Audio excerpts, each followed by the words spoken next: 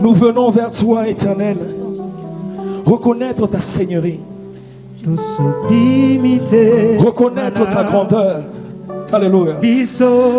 Ce matin, nous voulons dire, nous ne sommes pas spectateurs. Ce matin, nous reconnaissons que nous sommes acteurs dans la maison du Seigneur. Alléluia. Sois-toi encore à nous. Est-ce qu'on peut chanter avec Sois-toi encore à nous. Yahweh Bisso.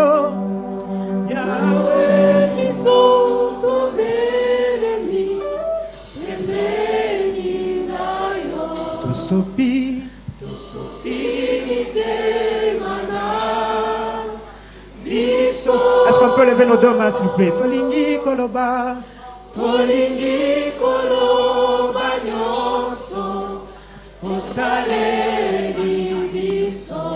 Yahweh, Yahweh Nzambe zua, Yahweh bilakana yo. Faisons une prière ce matin. Yahweh bilakana yo, eko kisamaka abaye nabaoyo batimo ema yamalamu salaka yakitoko pesaka Yahweh Nzambe zua.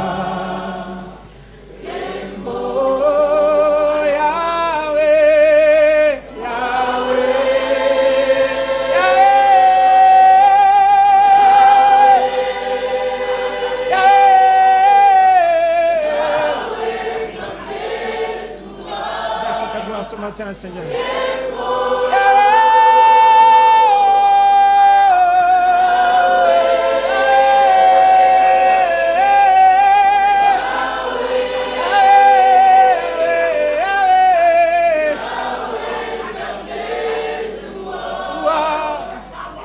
Plus fort que ça.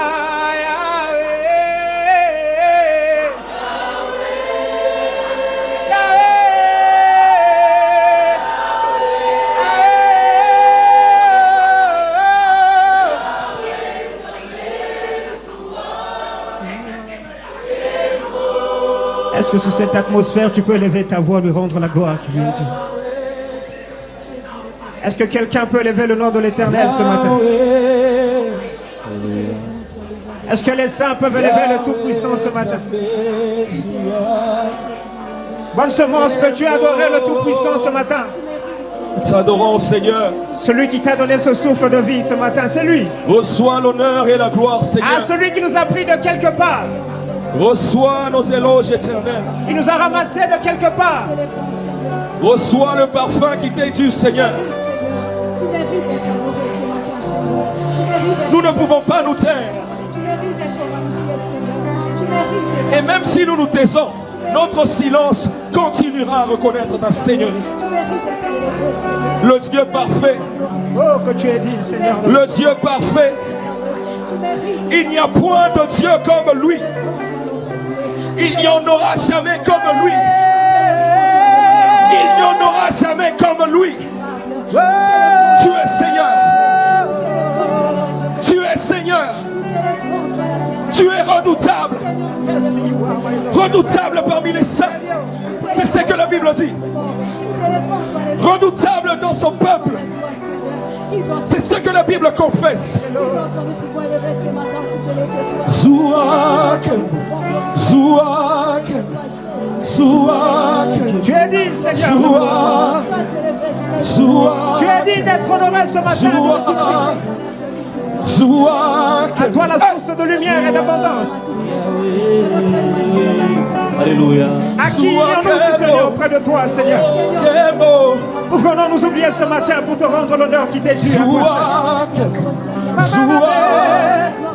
Zouak, Zouak, Zouak, Zouak. Adore ton Dieu. Tu es digne, Seigneur, ce matin. Tu es digne, au roi. Ne sois pas complexé. Devant toi ce matin. Adore ton Dieu. Oui, tu es digne. Ne te limite pas. Adore ton Dieu. Tu es digne, maître des temps. Zoua, Zoua. Imaginez ma vie sans toi, Yahweh. Ma vie sans toi n'a pas de sens, Yahweh. Ma vie sans toi n'a pas de sens, Alléluia. Yahweh. Tu es tout pour moi, Seigneur. À qui te comparer, Seigneur, ce matin? Tu es tout pour moi, éternel. Tu es tout pour Reçois simplement ce mot, merci. moi, éternel, Yahweh. Celui qui vient du profond de nos cœurs, ô roi. Certes, il est moindre, mais il vient du profond de nos cœurs, ô Dieu. Par rapport à tout ce que tu as fait pour nous, Seigneur, nous ne pouvons que dire merci. Nous ne pouvons que te lever au-dessus de toutes choses. Tu es digne. Yahweh na biso. Papa na biso.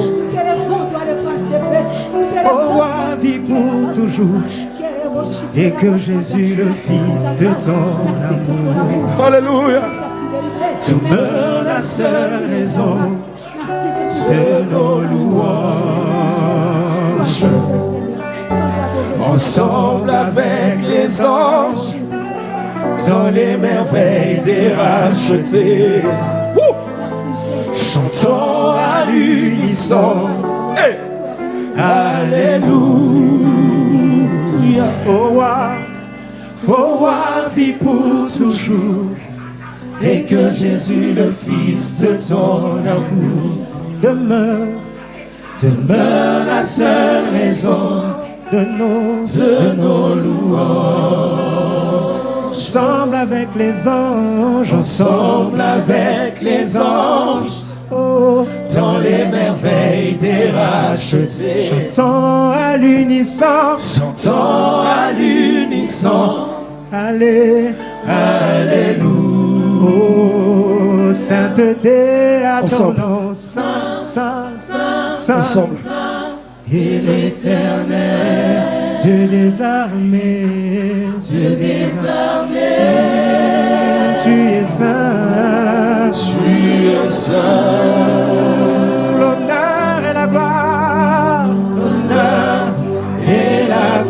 t'appartiennent à jamais.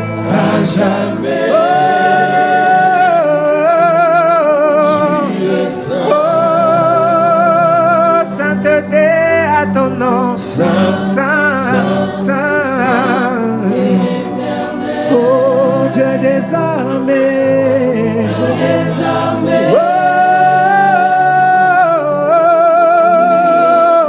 oh oui, l'honneur et la gloire, t'appartient à jamais.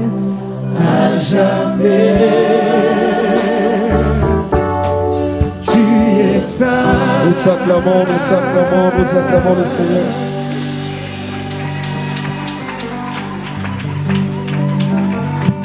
Oui, tendre Père, nous te disons merci et nous sommes dans la joie d'être dans ta présence, dans la présence d'un Père responsable, un Père qui nous aime, qui nous garde, qui nous protège, un Père qui a relevé nos têtes.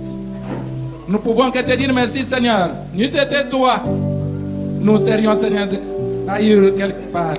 Et tu nous as ramassés pour faire de nous ce que nous sommes aujourd'hui.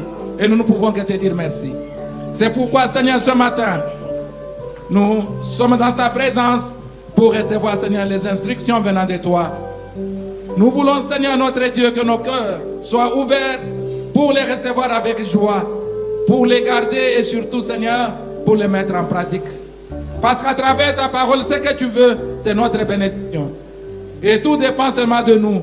Si nous sommes obéissants, eh bien, la bénédiction est à la porte. C'est pourquoi, Seigneur, cette parole soit bénie dans chaque cœur, qu'elle soit aussi bénie dans la bouche de ton serviteur qui va nous parler. Père de gloire, que ton esprit soit avec lui et sur lui, Seigneur, pour déposer, oh Dieu, l'onction qu'il faut pour qu'il nous parle de ta part. Seigneur, nous disons merci parce que nous savons que de ton côté, tu es fidèle. Maintenant, mon Dieu, mon roi, au nom de Jésus-Christ, Seigneur, je prends possession de cette salle. Je chasse tout esprit, Seigneur, qui ne confesse pas ta Seigneurie. Nous voulons, oh Dieu, laisser tout sous la mouvance du Saint-Esprit et sous son contrôle, oh Dieu de gloire. Maintenant, mon Dieu, Parle, tes enfants écoutent. Au nom de Jésus, nous avons prié avec action de grâce et nous disons Amen en acclamant le Seigneur.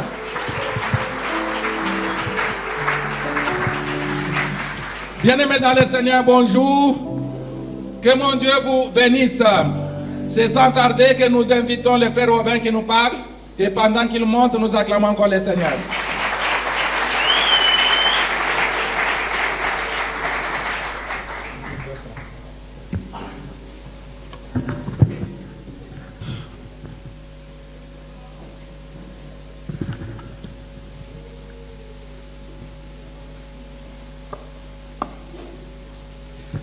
Alléluia.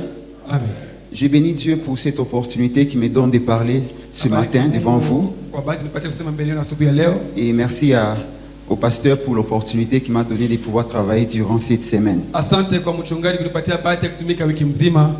Cette semaine, je vais parler sur un thème intitulé 10 choses qui dérangent les fruits du Saint-Esprit.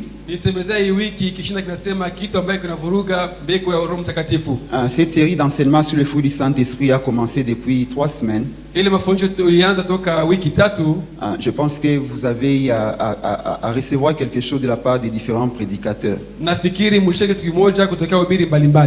Alors aujourd'hui, je vais donner une conclusion par rapport au message de la semaine. Je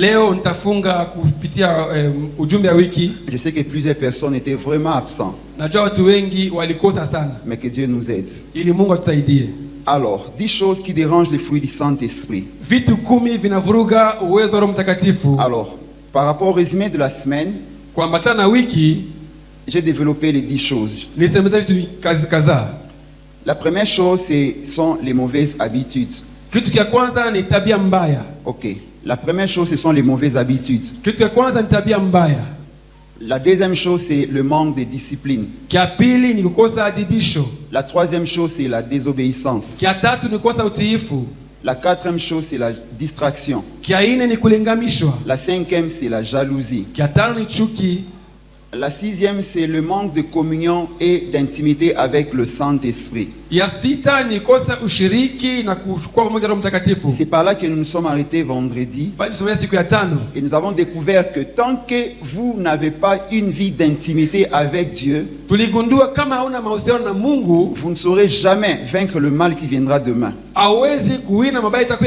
C'est votre communion constante et permanente avec la personne de Dieu, seul à seul, qui vous permet de vaincre le péché ou le mal que le diable prépare. Là, c'était dans le 6e point. Le 7e, bon, je ne vais pas vraiment développer, ça parle de querelles. Le 8e, c'est les mauvais entourages. Le 9e, c'est l'égoïsme. Et le 10e, c'est la mauvaise compagnie. La technique n'a pas mis le 10e, c'est la mauvaise compagnie. Alors nous devons savoir que les querelles ne sont pas des bonnes choses pour un chrétien. Parce que les querelles amènent souvent à la division. Les querelles, ce sont des disputes inutiles que nous retrouvons souvent parmi les chrétiens. Et il y a des gens comme ça qui sont spécialistes dans les querelles. Alors, les querelles, ce sont des œuvres de la chair que les chrétiens développent sans les savoir. Et des fois, les querelles collaborent avec les disputes. Bon, c'est presque la même chose. Ça se collabore aussi avec les insultes. Et vous devez savoir que quand quelqu'un développe la vie d'insulte, cette personne finira par être en querelle avec la personne qu'elle insulte. Et en tant que chrétien, nous n'avons pas le droit d'insulter nos frères. En tant que parents, vous n'avez pas le droit d'insulter vos enfants. En tant que mari, vous n'avez pas le droit d'insulter votre femme. En tant que femme, vous n'avez pas le droit d'insulter votre mari. En tant que chef d'entreprise, vous n'avez pas le droit d'insulter vos huissiers ou bien ceux qui travaillent avec vous. Quelle que soit la position que vous avez dans la société, les insultes et les querelles font partie de la chair. Et ça entraîne souvent la division. Pourquoi il y a trop de divisions dans les églises aujourd'hui? Parce que la plupart des personnes qui remplissent les églises sont des personnes charnelles. 8e, la mauvaise compagnie. La Bible dit que la mauvaise compagnie... Pardon, dit quoi? Les mauvaises compagnies corrompent les bonnes mœurs. Les mauvaises compagnies corrompent les bonnes mœurs. Même si tu es bon, si tu as une mauvaise compagnie, des mauvais amis, tôt ou tard, ce qui est de cet ami va entrer dans toi. Même si ça n'entre pas à 100%, mais ça peut entrer même à 5% ou 10%, et puis ça va commencer à se développer. Il y a des gens qui ont changé juste parce qu'elles se sont retrouvées avec des mauvais amis. Il y a des gens qui ont abandonné de bonnes habitudes juste parce que les mauvais amis leur ont donné certains conseils qui semblaient être bons alors que c'était des mauvais conseils. Alors, il est très important pour nous de savoir choisir avec qui nous devons marcher. Alléluia. Si Abel savait avec qui il devait marcher, Abel ne serait pas mort. Si Abel était mort, c'est parce que Caïn lui a dit sortons, allons au champ. Et en se promenant ensemble, Caïn l'a tué. Mais si Abel avait la révélation que Caïn ne méritait pas de se promener avec lui, Abel ne serait pas mort. On cite Abel parmi les héros de la foi, mais il est quand même mort. Ce qui veut dire que tu peux être chrétien. Si tu ne sais pas choisir ton entourage, tu peux mourir. Ou quelque chose de toi peut mourir. Tu peux tuer ta maison. Tu peux tuer ton travail. Tu peux tuer ta prospérité. Alléluia. Amina. Il y a des gens qu'il faut aimer parce que la Bible dit Dieu a tant aimé le monde, mais le monde n'est pas au ciel. Dieu aime le monde, mais il y a une distance entre le ciel et le monde. Donc l'amour ne nous empêche pas de créer une certaine distance avec certaines personnes. Parce que si le monde se mélange au ciel, c'est la confusion. C'est pourquoi il faut faire très attention sur les personnes qui doivent vous entourer, qui doivent vous accompagner. Alors je vais entrer dans mon message d'aujourd'hui. Ça va être un résumé de tout ce que j'ai dit en semaine. Luc chapitre 3, les versets 23 et les versets 38. 23 et le verset 38. La Bible nous dit ceci. Je lis en français seulement. Jésus avait environ 30 ans lorsqu'il commença son ministère, étant comme on le croyait fils de Joseph, fils d'Élie. On dit qu'il était fils de Joseph, fils d'Élie. Verset 38. Fils d'Enos, fils de Seth, fils d'Adam, fils de Dieu. Amen. Amina. Et ici, ce qui m'intéresse, c'est que Jésus est fils de Seth. Ok, Hébreux chapitre 11, verset 4. La Bible nous dit ceci. C'est par la foi qu'Abel offrit à Dieu un sacrifice plus excellent que celui de Caïn. C'est par elle qu'il fut déclaré juste, Dieu approuvant ses offrandes, et c'est par elle, quoique mort, il parle toujours. Alléluia. Amina. On dit qu'il est mort, mais il continue à parler. Il continue à parler à travers une autre personne. Nous allons découvrir cela progressivement. Mais dans ce texte d'Hébreux chapitre 11, on nous parle d'Abel qui avait fait un sacrifice. On nous parle aussi de Caïn qui avait fait un sacrifice. Alors, dans cette histoire, nous savons nous tous que Caïn, c'était le premier. Et Abel, c'était le second.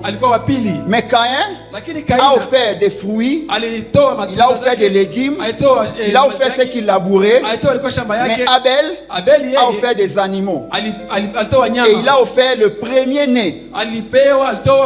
des animaux qu'il était en train d'élever.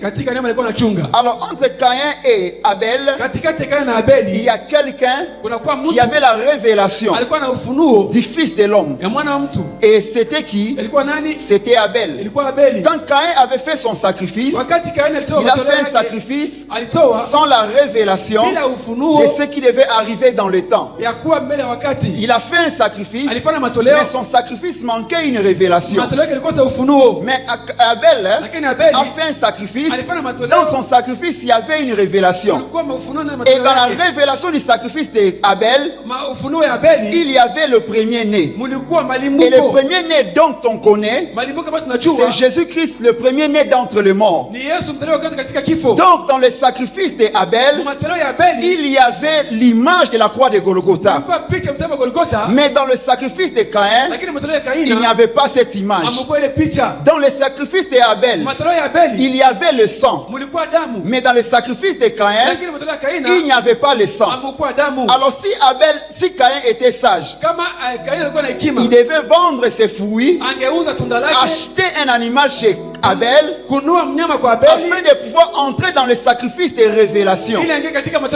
Mais comme il n'avait pas cette sagesse, alors il s'est contenté de faire un sacrifice qui n'avait pas de révélation. C'est pour dire que il est possible de faire des sacrifices sans révélation. Plus tard, Dieu avait dit ceci: je verrai le sang et je passerai outre. C'est-à-dire que lorsque je verrai le sang, je ne frapperai pas d'une malédiction. Lorsque je verrai le sang, je ne jugerai point. Alors le sacrifice d'Abel avait le sang, et ce qui a permis à ce qu'Abel soit considéré comme un héros de la foi, et il est sorti sans jugement. Mais parce que le sacrifice de Caïn n'avait pas le sang, alors Dieu a constaté qu'il n'y avait pas le sang, alors il a été frappé d'un jugement. Donc Dieu n'a pas agréé son sacrifice. Et vous devez savoir, entre Caïn et Abel, Abel était le premier. Non, Caïn était le premier. Abel était le second. Mais dans le monde des révélations, c'était Abel qui était premier. Parce qu'Abel était en avance.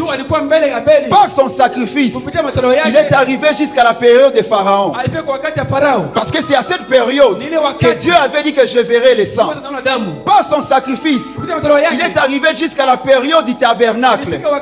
Parce que dans le tabernacle, pour ôter les péchés du peuple, pour enlever les péchés du peuple, le sacrificateur mettait sous l'autel les animaux qu'on tuait ou qu'on égorgeait. Par le sacrifice d'Abel, il est arrivé jusqu'à la période de Jésus. Parce qu'il a fallu que Jésus puisse libérer son sang pour que le péché de l'humanité soit ôté. Et ainsi, le sacrifice d'Abel avait une avance 3 fois par rapport à celui de Caïn. Cela veut dire qu'Abel avait de l'avantage par rapport à Caïn. Ce qui veut dire encore que l'esprit d'Abel était un esprit de révélation. Parce qu'il est arrivé dans les futurs et il a offert un premier-né qui correspondait exactement à Jésus à la croix de Golgotha. C'est pour te dire que la foi, c'est la révélation. Parce que la foi vient de ce qu'on entend. La foi vient de la révélation. Et la foi, c'est la révélation. Celui qui marche par la foi devient une révélation. La foi te fait participer à une avance. Ça te permet d'être avancé par rapport aux autres. Ce qui veut dire que Caïn était en retard, mais il ne le savait pas. Mais malgré son retard, il a eu du mal de voir Abel être exaucé et non lui. Et vous savez que dans ce monde, il y a des gens qui pensent tout connaître, alors qu'en réalité, ils ne connaissent pas tout. Il y a des gens qui développent une forme de jalousie parce qu'elles Ils pensent que c'est eux qui doivent avoir. C'est eux qui doivent être agréés. C'est eux qui doivent être acceptés. Parce que c'est eux les plus forts. Parce que c'est eux les plus puissants. Alors qu'en réalité, ils ne connaissent pas de beaucoup de choses. Ce qui veut dire que par sagesse, quand vous constatez que quelqu'un est en avance par rapport à vous, ne soyez pas jaloux par rapport à cette personne. Parce que vous ne savez pas ce que cette personne connaît avec Dieu. Vous ne savez pas ce que cette personne a comme image ou comme révélation de l'avenir. Ce qui veut dire que il y a des fois des moments où l'homme combat son prochain inutilement. Il combat son prochain pensant que c'est lui qui a la maîtrise des choses, alors qu'en réalité ce n'est pas lui qui a la maîtrise des choses. Et j'aimerais nous dire, il n'y a que Dieu seul qui a la maîtrise de toutes choses. Et ce Dieu là, c'est un Dieu de révélation. Et il n'y a que Dieu seul qui peut révéler à une personne un secret, pas beaucoup, un seul, pour le faire monter.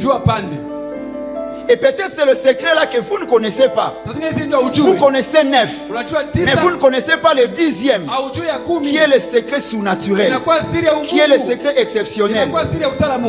C'est pourquoi dans le royaume de Dieu, la victoire n'est pas fonction des bagages, mais c'est fonction des révélations. C'est fonction de connexion à Dieu. Ce qui veut dire que quand tu vis dans ce monde, ne te contente pas de ce que toi tu connais, parce que Dieu connaît ce que tu ne connais pas. Et ce qui peut t'aider à sortir de cette situation ou de ce problème, parce que tu peux utiliser l'intelligence pour pouvoir t'en sortir, et tu te rends compte que tu ne sors toujours pas. Pourquoi? Parce qu'il y a quelque chose qui te manque. Mais pour avoir cette chose-là, tu as besoin de Dieu. Et Dieu te donne cette chose à travers la révélation. Alléluia. Amina. Et Abel était un homme de révélation. Et il était en avance. C'est pour te dire aujourd'hui que si tu veux être en avance, le secret c'est la révélation. Le monde attend la révélation des fils de Dieu. Ceux qui reçoivent la révélation de Dieu sont en avance. Alléluia. Amina. Que le Seigneur nous bénisse. Et vous savez, lorsqu'on a tué Caïn, on a tué Abel, Dieu a remplacé Abel par Seth. On a tué celui qui avait la révélation du Fils, mais Dieu a remplacé. Ce qui veut dire que tout ce qui vient de Dieu, que le diable tue, Dieu remplace toujours. Tout ce qui vient de Dieu, que le diable vole, Dieu remplace toujours. Tout ce qui vient de Dieu, que le diable détruit, Dieu remplace toujours. On a tué Jésus, mais il a été remplacé par le Saint-Esprit. On a tué Abel, mais il a été remplacé par Seth. Et de Seth, Jésus est venu. Parce que le diable pensait qu'en tuant Abel, Jésus ne viendrait pas. Mais Dieu a amené Seth et Jésus est venu. C'est pour te dire que le plan de Dieu, le diable ne peut jamais détruire cela. Parce que le diable connaissait le plan de Dieu depuis que Dieu avait dit à la femme ou à l'homme qu'il y aura une postérité qui viendra. Alors le diable a tué Abel, mais Dieu a pris Seth, et de Seth, Jésus est venu. Et j'aimerais qu'on comprenne ceci, que Seth signifie, en hébreu ça signifie fondateur, c'est-à-dire celui qui participe à la création d'une chose, celui qui participe à la fondation d'une chose. Or la Bible dit, au commencement, l'Esprit de Dieu s'est mouvé au-dessus des eaux. Et l'Esprit de Dieu s'est mouvé avant que Dieu ne commence à déclarer. Parce que l'Esprit devait rencontrer la parole de Dieu pour pouvoir créer toutes les choses. Et ainsi, l'Esprit et la parole ont été les fondateurs de la terre et les fondateurs des choses de la terre. Alléluia. Amina. C'est pour nous dire ceci. Cette est l'image du Saint-Esprit. Et Abel, il est l'image de Jésus-Christ. Jésus a été tué par ses frères. Tout comme Abel a été tué par son frère. Mais Jésus a été remplacé aujourd'hui par le Saint-Esprit. Et comprenons ceci. De même que des sectes, Jésus est sorti. De même, la vie chrétienne n'existe que par le Saint-Esprit. C'est par le Saint-Esprit que tu peux dire que tu es chrétien. Et c'est par le Saint-Esprit que tu peux dire que tu vis. Alléluia.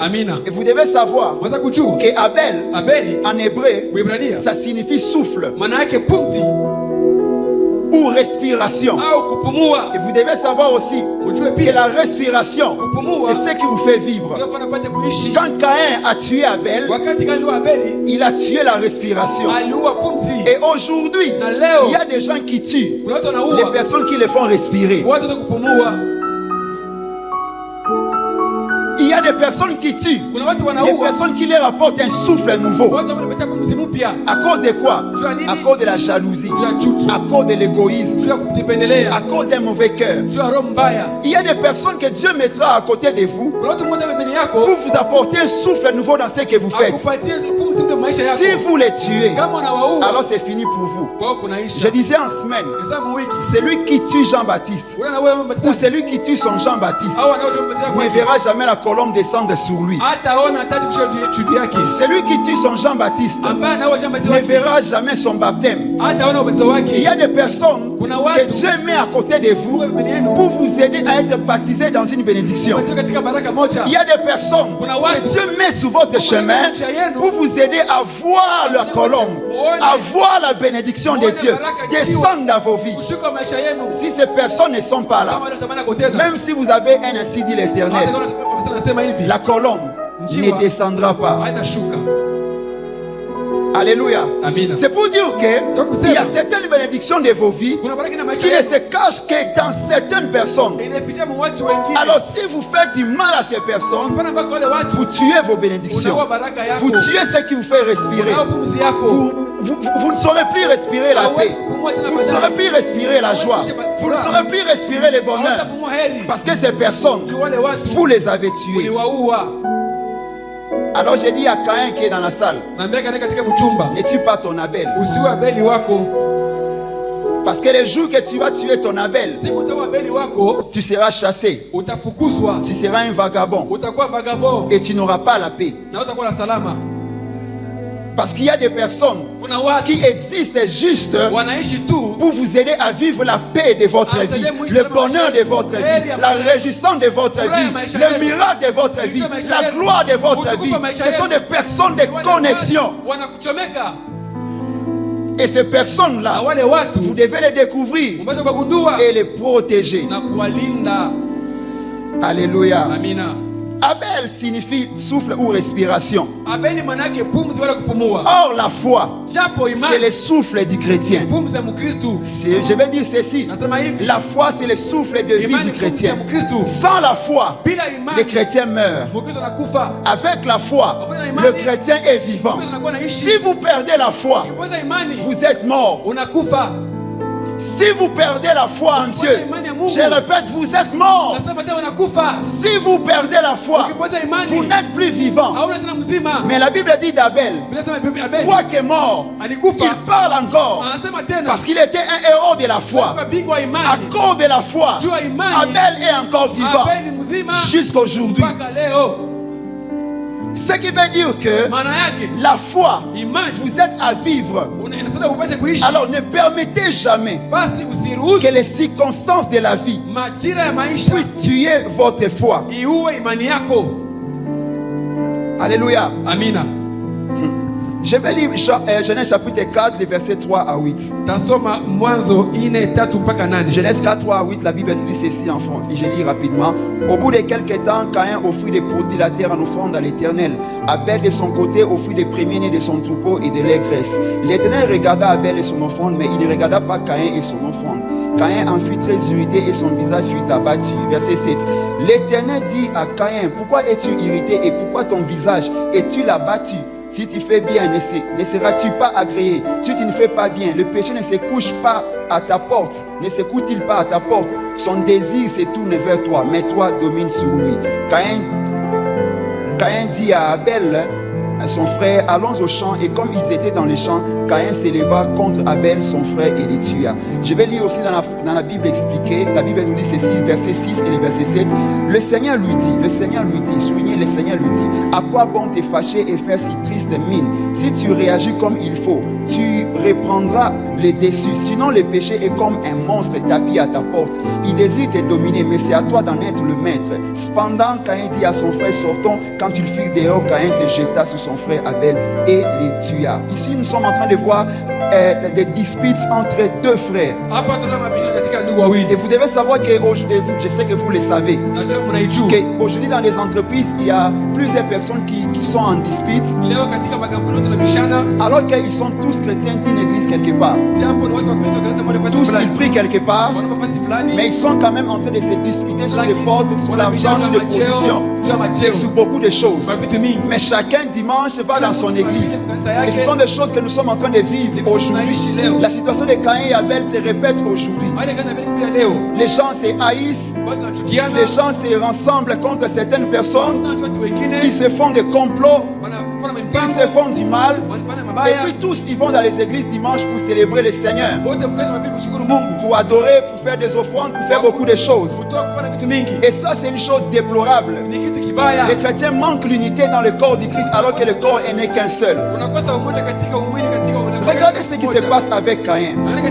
La Bible dit au verset 6 que l'Éternel dit à Caïn, le Seigneur lui dit, c'est que Caïn écoutait la voix de l'Éternel. Le Seigneur lui a parlé et Caïn a entendu. Donc c'est que Caïn avait la capacité d'écouter Dieu. Et aujourd'hui il y a des chrétiens qui sont capables d'écouter Dieu. Même là tel que vous êtes là, vous êtes en train d'écouter Dieu. Et nous écoutons Dieu de plusieurs manières. Par des prophéties, par des songes et des visions, par des enseignements. Nous écoutons Dieu. Mais pourquoi les frères se font du mal là où ils travaillent? Pourquoi les frères se font du mal dans les églises? Pourquoi les frères détruisent la communion fraternelle alors qu'ils écoutent Dieu? Ici on voit que Caïn avait l'esprit de la révélation parce qu'il pouvait écouter la voix de Dieu. Donc Dieu a donné à Caïn une révélation. Mais la Bible nous dit ceci, que malgré que Dieu lui a parlé, Caïn a dit à Abel son frère d'aller quelque part et il est allé les tuer. Malgré que Dieu lui a parlé, Caïn a tué son frère. Malgré que Dieu lui a révélé, Caïn a tué son frère. Et c'est la situation que nous vivons aujourd'hui. Malgré que Dieu parle, Dieu révèle, Dieu dit des choses, Dieu enseigne, Dieu explique. Il explique, il explique, il explique, il explique. Il amène des docteurs, des prophètes, des apôtres, des pasteurs. Et Dieu a permis à ce que les enseignements se retrouvent à l'internet, dans vos véhicules, dans vos téléphones. Malgré tout ça, les tonnes de Bible et des versions qui existent aujourd'hui. Mais le chrétien marche souvent selon la chair. Malgré la voix de Dieu, les chrétiens marchent selon la chair. Et ça, ce n'est pas une bonne chose. Parce que Caïn, il a tué son frère, malgré qu'il venait tout de suite d'écouter la voix de Dieu. Ce qui veut dire que on peut finir les cultes maintenant. Juste 1 heure après, quelqu'un se retrouve dans une mauvaise vie. Quelqu'un se retrouve dans les insultes, dans les vols, dans les mensonges, dans l'impudicité. Après les cultes seulement. Aujourd'hui dimanche, juste après, il oublie de tout ce qui s'est passé à l'église, tout ce qu'on a enseigné, toute l'adoration, il oublie tout. Et en semaine, il commence à vivre comme dans le monde, confusion totale, alors que cette personne venait de recevoir une révélation de la part de Dieu. Alléluia. Nous recevons plusieurs révélations dans l'église. Mais pourquoi les gens ne changent pas? Plusieurs révélations pour la prière. Mais pourquoi les gens ne se donnent pas à la prière? Plusieurs révélations pour juste motiver certaines personnes à venir en semaine. Mais pourquoi les gens ne viennent toujours pas Alléluia. Amina. Ça c'est un petit secret. Bon, une petite chose, apprends-nous à laisser. Ce qui vous rend lourd à venir de la présence de Dieu, ce n'est pas les occupations, mais c'est la chair.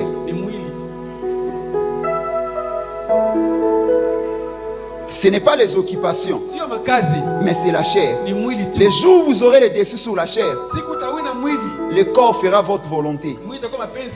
Alléluia.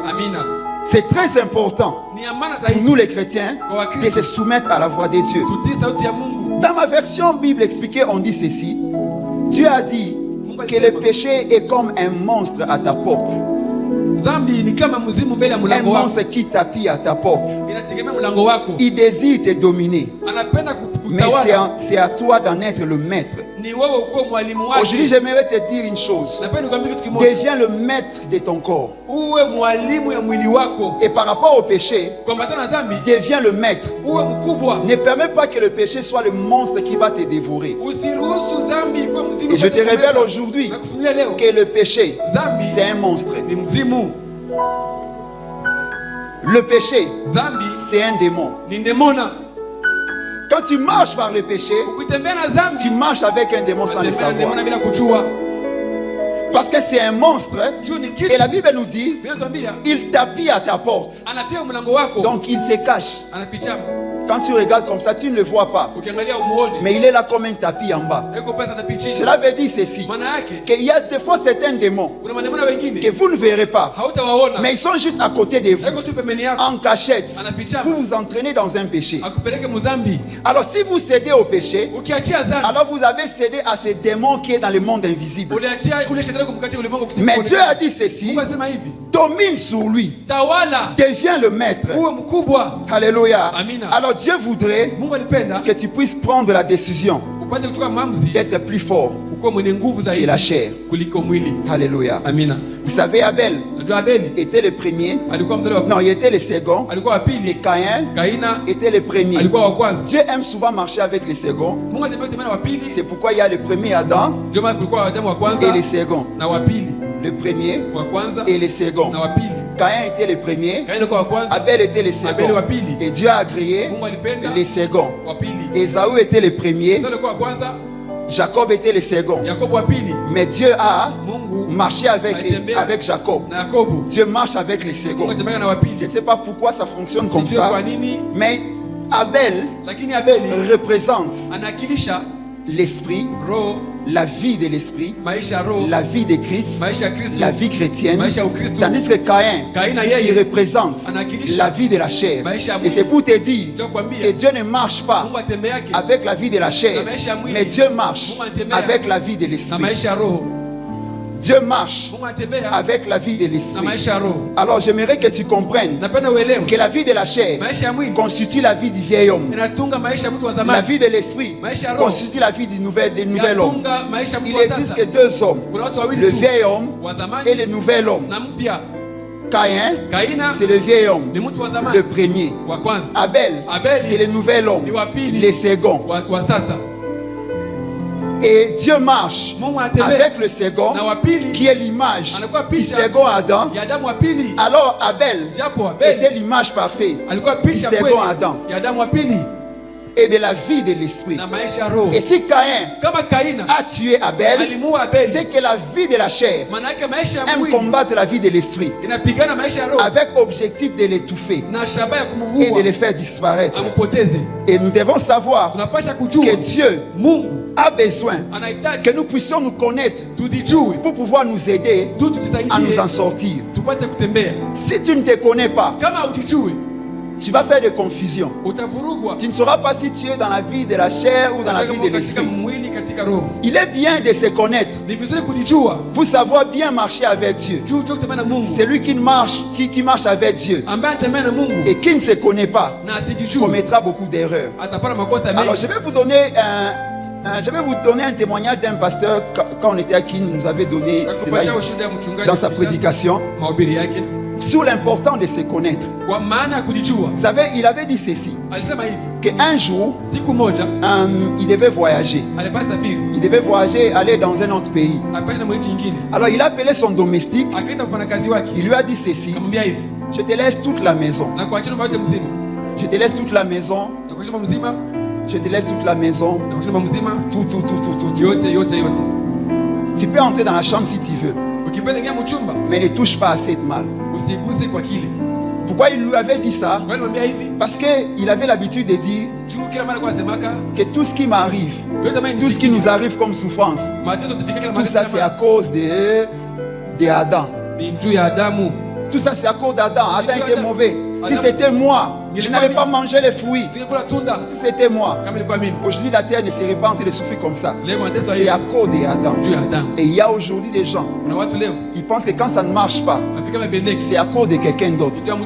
Pour Caïn, si Dieu n'avait pas exaucé sa prière, pour lui c'était à cause d'Abel. C'est pourquoi il a tué. Si Dieu ne m'a pas exaucé, c'est à cause d'Abel. Si Dieu ne m'a pas donné l'argent, c'est à cause d'Abel.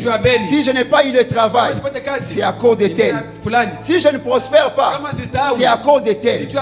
Et ces domestiques-là disaient toujours, c'est à cause d'Adam. Si c'était moi, je n'allais même pas manger. Un fruit, il y avait beaucoup d'arbres. Mais le pasteur lui a dit, fais tout ce que tu veux dans ma maison, mais ne touche pas à cette malle. Ne touche pas. Et le pasteur est parti en voyage. Et plus tard, le pasteur est rentré. Le pasteur est rentré. Il entre dans la chambre. Il trouve qu'on avait déjà ouvert la malle. Et la malle est restée ouverte. Le pasteur s'est posé des questions. Qu'est-ce qui s'est passé? Il appelle d'abord les domestiques. Mais, n'est-ce pas que je t'avais dit de ne pas ouvrir cette malle? Et puis le domestique a dit, pasteur, tu avais raison. Je suis comme Adam. Vous savez qu'est-ce qui s'est passé? En fait, dans la malle là, lui pensait qu'il allait trouver, je ne sais pas, de l'argent, de l'or ou quelque chose de particulier là, parce que c'est là où on interdit, c'est là qu'on a tendance à jeter un coup de... Qu'est-ce qu'il y a? Pourquoi on m'interdit? Il a ouvert la malle. Il n'a trouvé qu'un papier. Et sur ces papiers, on avait écrit ceci: tu es comme Adam.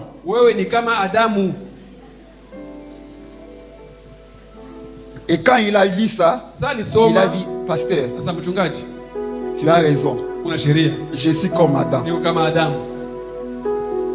Ce qui veut dire que j'accusais inutilement Adam. Même moi, j'allais faire la même chose.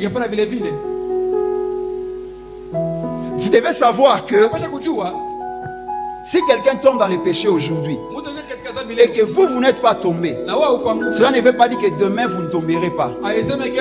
Si Dieu ne vous soutient pas, si la grâce de Dieu ne vous soutient pas, vous allez tomber.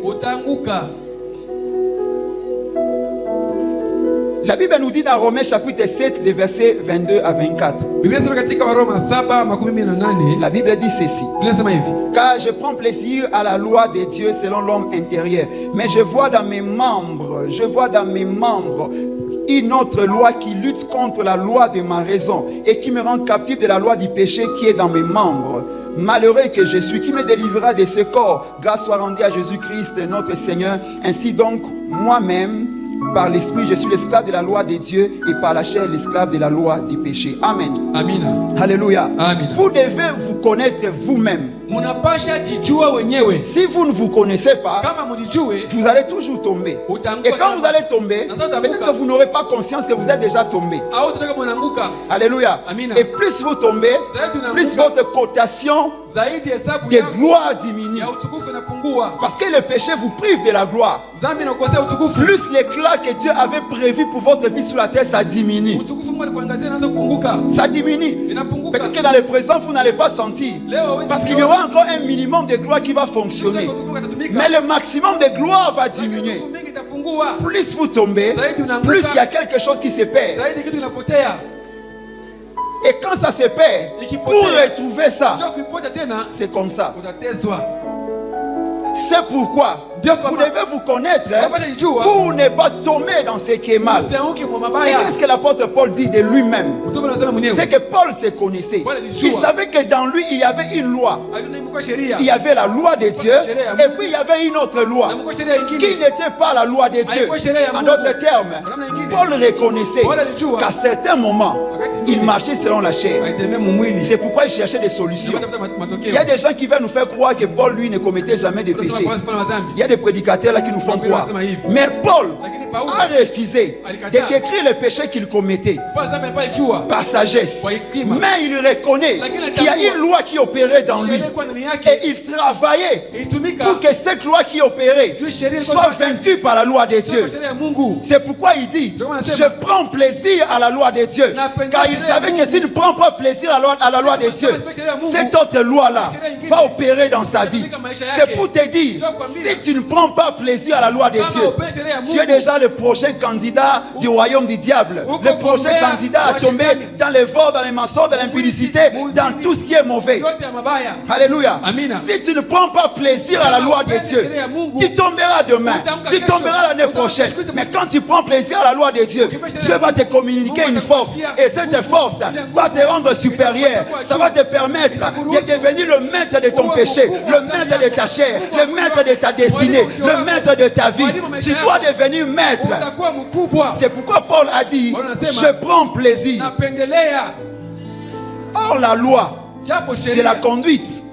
Ça veut dire que je prends plaisir à la conduite de Dieu. Cela veut dire de me comporter tel que Dieu veut que je me comporte. Il ne suffit pas d'écouter la loi, mais je dois me comporter tel que la loi dit. Je dois avoir le comportement de la parole de Dieu.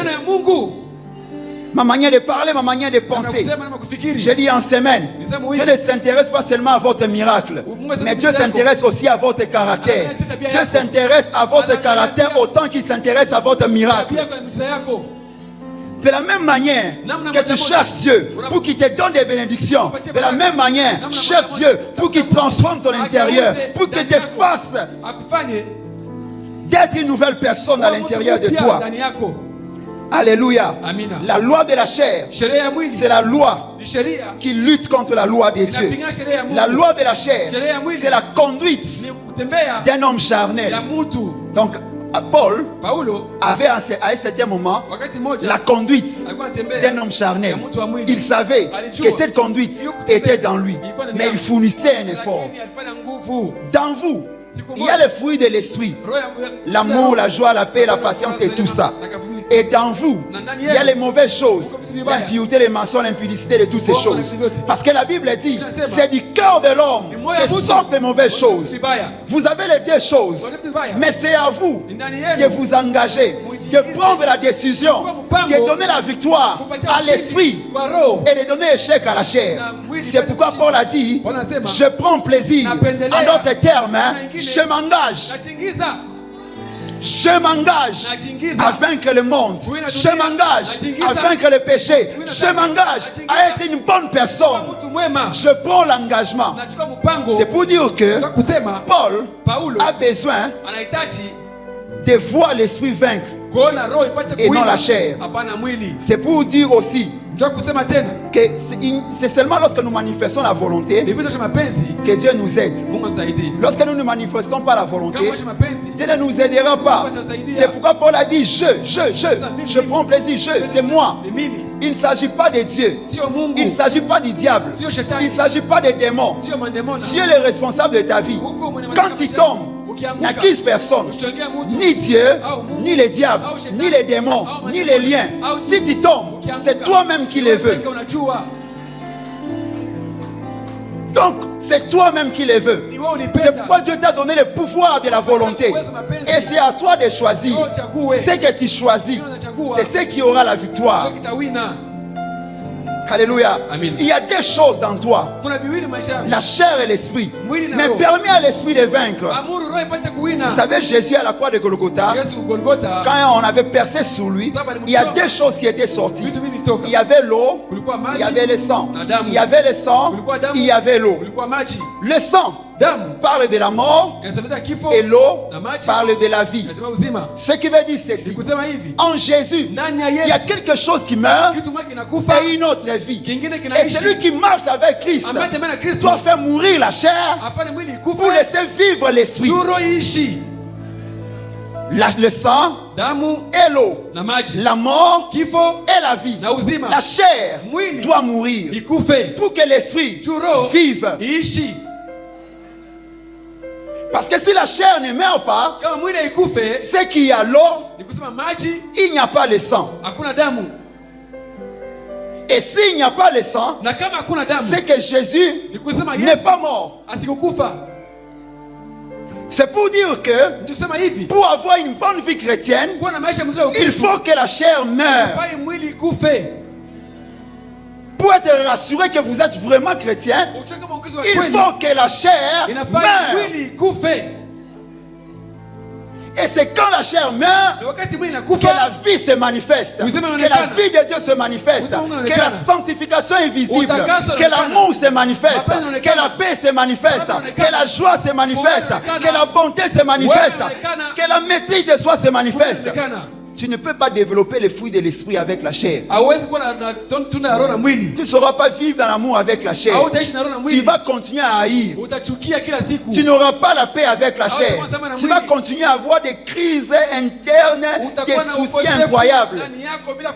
La chair ne te donnera jamais l'occasion d'être une bonne personne. La chair ne te donnera jamais l'occasion de faire du bien aux gens. La chair ne te donnera jamais l'occasion de donner aux pauvres. La chair ne te donnera jamais l'occasion de penser aux malheureux. La chair ne te donnera jamais l'occasion d'être une bonne personne. La chair est ton ennemi. Cet ennemi, il doit mourir. Alléluia. Alléluia.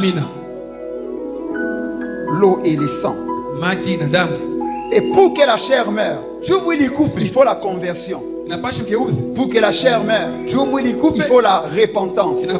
Si tu es dans cette salle, tu ne t'es pas encore converti jusqu'à recevoir Jésus dans ta vie, j'aimerais qu'aujourd'hui que tu le reçoives pour entrer dans la vie de l'esprit.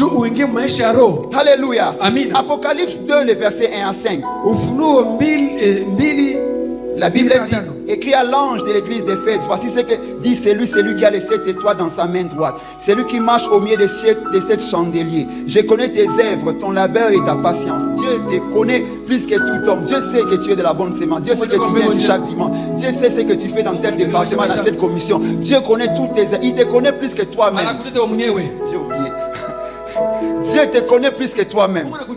Il connaît ce qui est caché dans toi.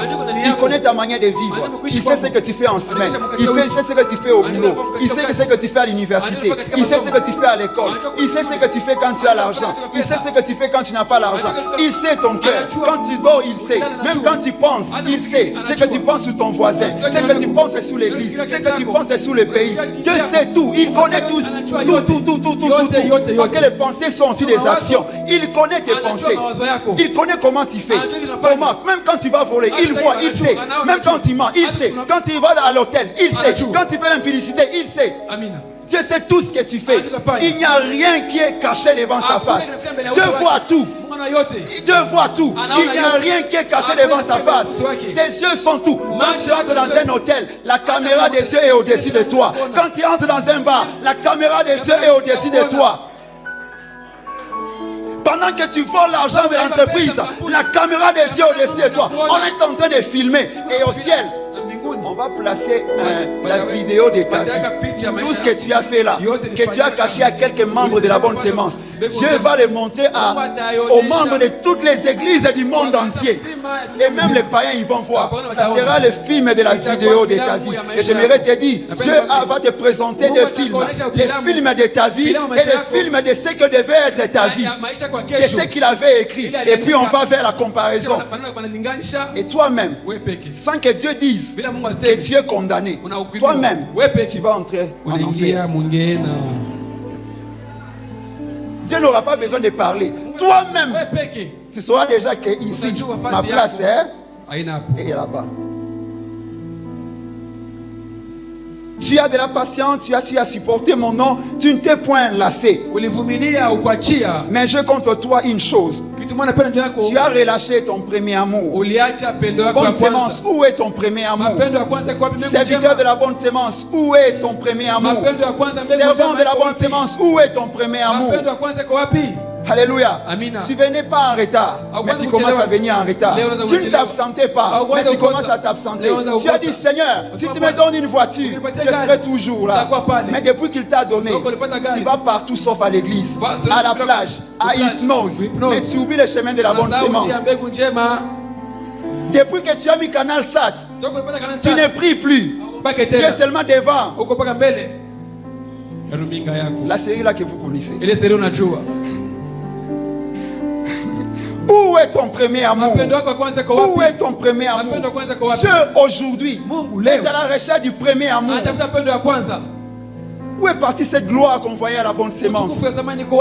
Où est partie cette gloire qu'on voyait à la chorale de la bonne sémence? Où est partie cette gloire qu'on voyait dans les fidèles de la bonne sémence chaque vendredi? Où est partie cette gloire? Où est parti cet amour-là? Tu recevais des visions, tu recevais des révélations, tu n'en reçois plus.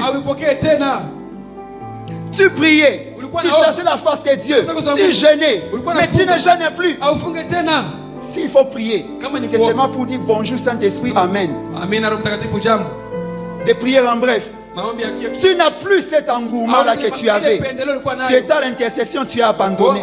Tu étais à la chorale, tu as abandonné. Tu servais le Seigneur chez les mamans, tu as abandonné. Tu faisais des choses à l'église, tu as abandonné. Où est parti ton premier amour? Vous savez, dans les relations, si l'amour d'un homme part d'une femme, quitte une femme, c'est que cet amour peut aller chez une autre femme. Si votre amour pour Dieu part, c'est que vous commencez à aimer autre chose.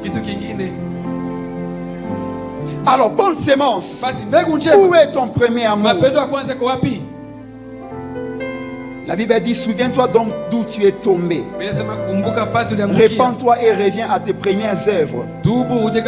Sinon je viendrai à toi. Je vais ôter ton chandelier de sa place. À moins que tu ne te répandes.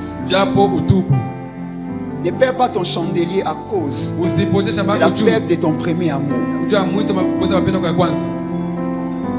J'ai une révélation ou bien un songe là que j'avais fait en 2015. Où j'avais rêvé ceci. Que j'étais dans ma chambre, endormi sous le lit dans le rêve. J'étais en culotte. Je m'étais couvert de draps. Et puis le Seigneur Jésus est venu vers moi. Dans mon rêve, il m'a réveillé. Et puis je me suis réveillé. Et puis quand je l'ai regardé, il m'a dit, viens. Allons. Je lui ai dit, on va où? Il a dit, viens. Et puis, il avait fermé la figure. Donc, ce n'était pas cette douceur-là de l'agneau.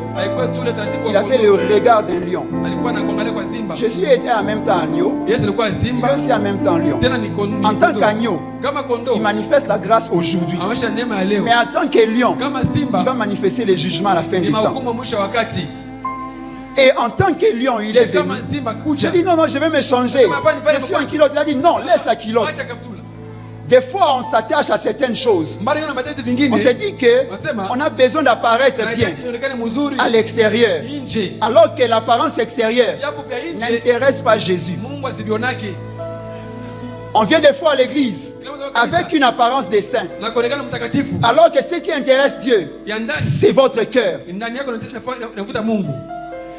Parce que le Seigneur m'a révélé cette nuit par un songe que dans l'église, il y a des gens qui ont l'apparence de l'ampoule économique. Une grande lumière avec une petite puissance. Une grande apparence avec une petite puissance. Parce que j'avais vu qu'il y avait une grosse ampoule économique. Mais cette ampoule-là ne libérait qu'une petite puissance. Une grande apparence. On s'habille bien. On fait bien les choses d'une manière extérieure. Mais à l'intérieur, peu de puissance. Peu de connexion à Dieu. peu de communion avec Dieu. C'est pourquoi il est bien d'apparaître, ce n'est pas une mauvaise chose. Mais attention, au jour du jugement, Dieu ne va même pas nous demander quel bien on avait à récolter sur la terre. Mais il va dire quelle œuvre vous avez fait de ce que vous avez récolté. Alors quand nous sommes sortis à l'extérieur, il m'a présenté des groupes. J'ai retrouvé des groupes de gens à l'extérieur. Et puis, il y avait un poignet de gens, quand je me rappelle, il y avait un poignet de gens à droite, un petit poignet de gens à droite. Et il y avait beaucoup de gens du côté gauche. Alors il m'a dit ceci. Tu vois, ces petits groupes de gens là, ce sont les personnes que tu as gagnées dans ta vie. Ces petits groupes là. Et tu vois ces grands groupes ici, ce sont les personnes que tu devrais gagner dans ta vie. Tu étais appelé à gagner plusieurs personnes, mais tu vis, tu me sers comme quelqu'un qui ne gagne qu'un poignet de gens. Et vous savez, dans le rêve là, j'ai commencé à pleurer parce que je me suis rendu compte que j'avais péché. Au lieu de gagner plus, j'ai voulu gagner moins afin de gagner plus sur la terre. J'aimerais te dire, ne cherche pas à gagner plus sur la terre tant que tu n'as pas encore gagné plus au ciel. Cherche plus à gagner plus au ciel, parce que quand tu vas gagner plus au ciel, cela va te suivre dans l'éternité. Alors aujourd'hui, beaucoup de personnes ne servent pas Dieu pour Dieu, mais ils servent Dieu pour eux-mêmes. Beaucoup de chrétiens ne prient pas pour l'amour de Dieu, mais ils prient pour l'amour d'eux-mêmes. C'est pourquoi plusieurs ont oublié l'adoration. Plusieurs ne connaissent que le combat spirituel, ne connaissent que les demandes. Plusieurs ont oublié certaines prières qui permettent de développer l'intimité avec Dieu. Et plusieurs marchent avec la chair dans l'œuvre de Dieu. Tu sers Dieu avec la jalousie. Tu sers Dieu avec la colère. Vous savez, le sacrifice d'Abel avait la révélation du premier-né dedans. Donc, dans le sacrifice d'Abel, il y avait Jésus. Ce qui veut dire que quand tu viens même offrir ici, il faut que dans ce que tu donnes, qu'il y ait Jésus. Dans ton offrande, dans ton sacrifice, Jésus doit être dedans. Si Jésus n'est pas dedans, ça sera comme le sacrifice de Caïn, non agréé. Or l'offrande prend la connotation du cœur qui offre. Pour dire que lorsque tu offres, en réalité ce n'est pas cet argent que tu donnes, mais c'est ton cœur que tu donnes. Ce qui veut dire que dans ton cœur, il faut qu'il y ait la vie de l'esprit, pour que ce que tu as donné, que ça puisse produire en ta faveur. Donc ton sacrifice doit porter le premier-né, afin que tu sois le premier-né après avoir offert ce sacrifice. Alors le Seigneur voudrait que les gens se répandent. Le Seigneur voudrait que les personnes changent. Et il dit ceci, c'est par là que je vais m'arrêter. Dans Apocalypse 21, les versets 6 à 8. C'est fait, je suis l'alpha et l'oméga, le commencement et la fin. Celui qui a soif, je donnerai gratuitement de la source de l'eau de la vie. Ici, il s'agit de la soif. Si tu as la soif, tu vas recevoir ce qui est caché dans le message de ce matin. Alléluia. Alléluia. La Bible dit, celui qui vaincra possédera ces choses. Je serai son Dieu et il sera mon fils. Mais pour les lâches, les incrédules, les abominables, les meurtriers, les impudiques, les magiciens, les idolâtres et tous les menteurs, les pas et dans les temps ardents de feu et de soufre, c'est que la seconde mort. Alors j'aimerais que tu prennes une décision. J'aimerais que tu prennes une décision pour arrêter avec toutes ces choses, avec les vols, l'escroquerie, l'impudicité, la magie, la sorcellerie, le mensonge, l'égoïsme. J'aimerais que tu prennes une décision et que tu changes aujourd'hui. Parce que le Seigneur dit, il est le commencement et il a la fin.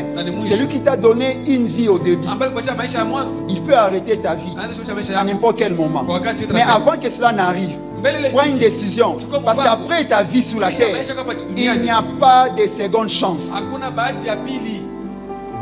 Cela veut dire que le message d'aujourd'hui, c'est le message d'aujourd'hui, c'est pour toi. Et tu dois prendre une décision. Alléluia. Alléluia. C'est pourquoi j'aimerais qu'on soit debout et que Dieu bénisse sa parole. J'aimerais qu'on soit debout. Nous allons fermer nos yeux. Ce matin, j'aimerais prier avec quelqu'un. J'aimerais prier avec quelqu'un.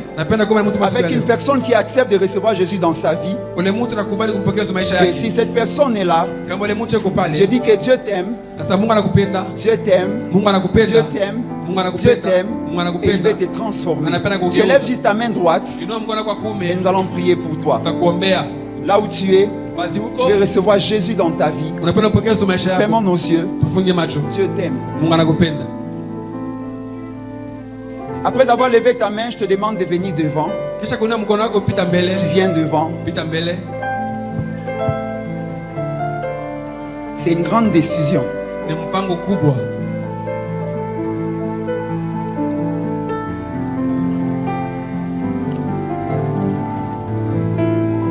Je vais faire un deuxième appel. Je sais qu'il y avait des gens qui avaient levé les doigts. Mais quand j'ai dit venez devant, ils ont eu honte. Ça veut dire que leur engagement n'était pas vraiment sincère.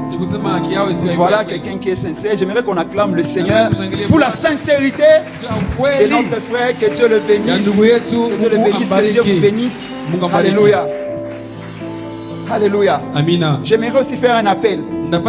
Quiconque veut se consacrer à l'Éternel et qui veut s'engager à faire une nouvelle marche avec Dieu. Cette personne qui veut être prête et qui veut que Dieu puisse la soutenir. Demande à cette personne de venir devant. Toi qui as besoin de Dieu dans ta marche, tu veux vivre un changement total. Viens aussi devant. Pendant que la chorale chante.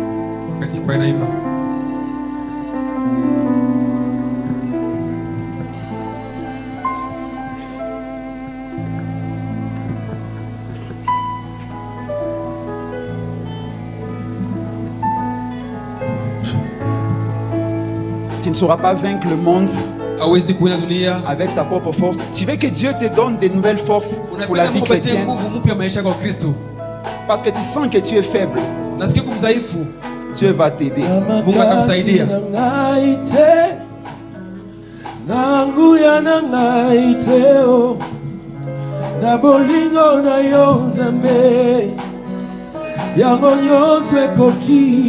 Aujourd'hui c'est ton jour.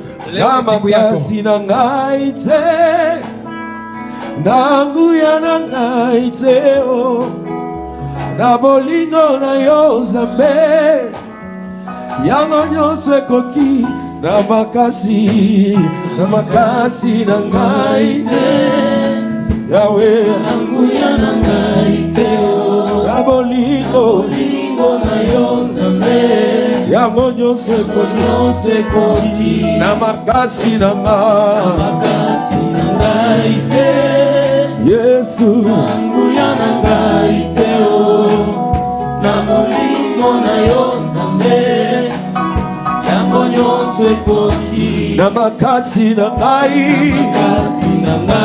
te nguya na ngai te na molimo na yo Nzambe yango nyonso ekoki makasi na ngai te